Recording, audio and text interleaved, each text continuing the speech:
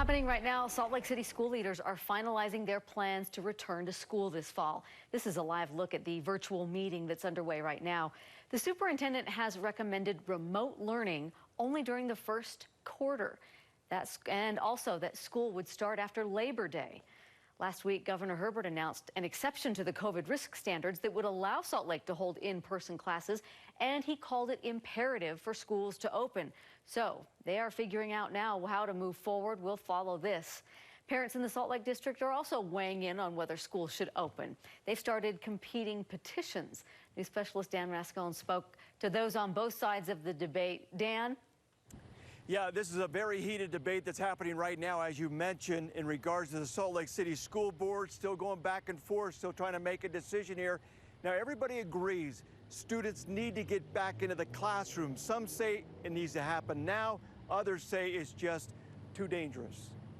The numbers are off the charts high. A mother of two on the west side of Salt Lake. Our number one priority is our kids' education. And a mother of 6 on the east side. Each parent behind 2 petitions being sent to the Salt Lake School Board.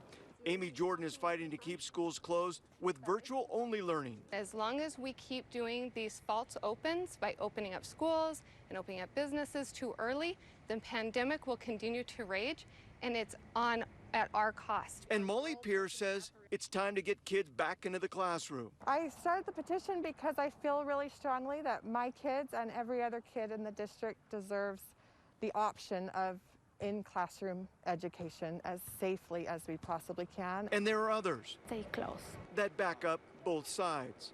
Elza Bermudez says it's just too dangerous right now to send her 3 kids back to school. Stay home because it's dangerous for my kids, for all students, for the teachers, the families. Parent Taylor Randall believes schools can be made safe enough for kids to return. They need to be around people. They learn from each other as much as they learn from a computer screen.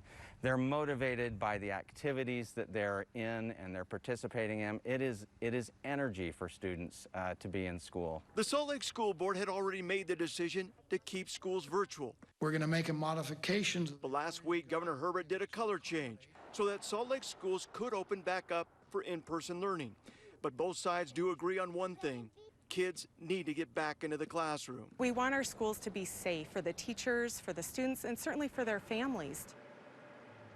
And right now, that Salt Lake City School Board still taking place. We're unsure exactly how long it may last here or whether or not a decision will be made tonight. Back to you, Deanie. All right, Dan, we'll follow that. We're following